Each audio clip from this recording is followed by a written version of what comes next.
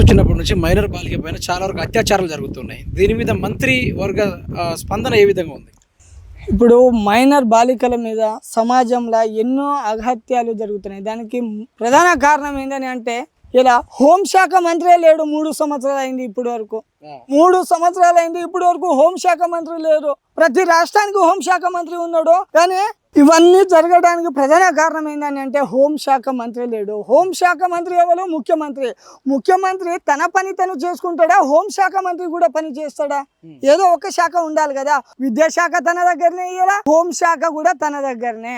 ఆ కారణాల వలన ఇలా హోంశాఖ లేకపోవడం వలన ఒక్క మైనర్ బాలికల మీదనే కాదు, సమాజంలో ఎన్నో ఘోరాలు జరుగుతున్నాయి. వాటికి ప్రధాన కారణం హోంశాఖ మంత్రి లేరు. అదేవిధంగా శిశు సంక్షేమ శాఖ మంత్రి వర్యులు ఎవరు? సీతక్క గారు కదా.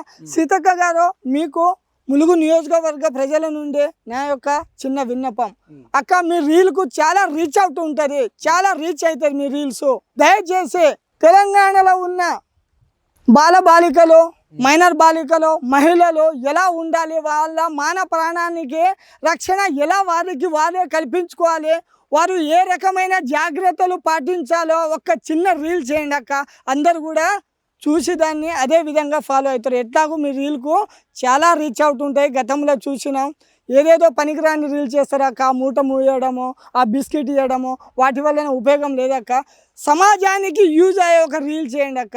ఆడబిడ్డల కోసం ఒక రీల్ చేయండి అక్క. ఎందుకనంటే ఈ బాధ్యత కూడా మీ మీదనే ఉన్నది.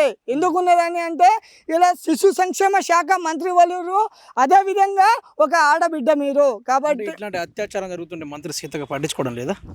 ఇప్పుడు మంత్రి సీతక్క ఎప్పుడైనా మాట్లాడినరు అనేది ఎక్కడైనా విన్నారా? ఇప్పటి వరకు ఎన్ని ఘోరాలు జరిగిన ఫోక్సో కేసులు ఎన్ని అయితేనే. శిశు సంక్షేమ శాఖకు మంత్రివర్యులు సీతక్క గారే కదా. సీతక్క గారు ప్రతి దానికి ఖండించాలి.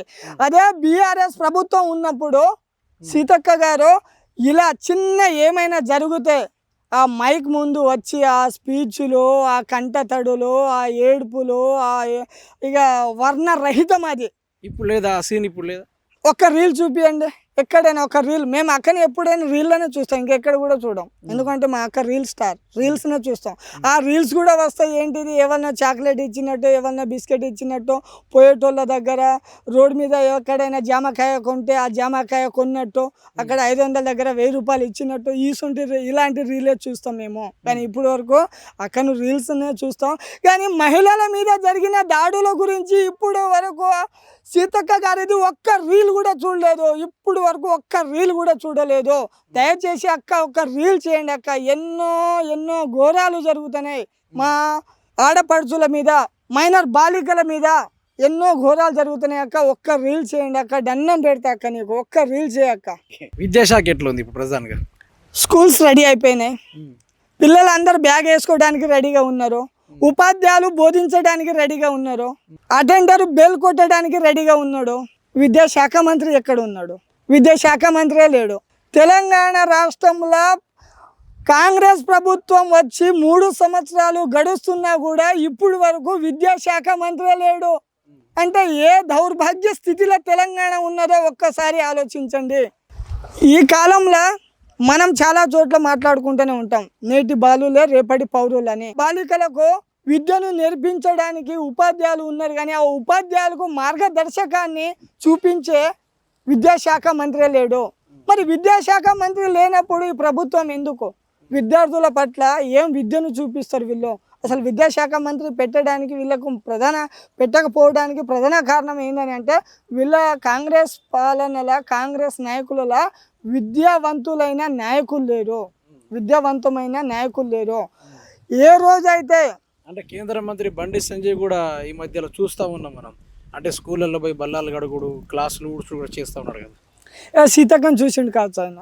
సీతక్కని చూసి రీల్ స్టార్ట్ చేసిండు. బల్లాలు కడుగులు, లేకపోతే డాట్ రూమ్లు కడుగుతాడు. ఇవి కాదు, ఇవి కడిగితే ఏమవుతుందండి, పిల్లలకు మార్గదర్శకాన్ని ఇప్పియాలి, పిల్లలు ఎలా చదువుకోవాలో చూపించాలి, పిల్లలకు ఒక విద్య పరంగా ఏ రకంగా పోవాలో ఒక ఎడ్యుకేషన్ సెంటర్ పెట్టాలి. ఇలా ప్రైవేట్ పాఠశాలలో ఫీజులు దండుకుంటాను కదా, వాళ్ళ మీద చర్యలు తీసుకోవాలి. నువ్వు బల్లెలు కడిగితే ఏమవుతుంది? మా సీతక్క గారి లెక్క రీల్ స్టార్ అవుతావు నువ్వు. దయచేసి అలాంటి పని చేయకండి బండి సంజయ్ గారు. ఇంతకుముందే మీ మీద ఇక చెప్పొద్దు ఇక మీ కొడుకు చేసిన పని మీద. అసలే మీరు ఎక్కడనో మూలకు పడిపోయినరు. ఈ బల్లలు కడిగి ఏదో చేసి సింపతి తీసుకొస్తాను అంటే అది నడవదు.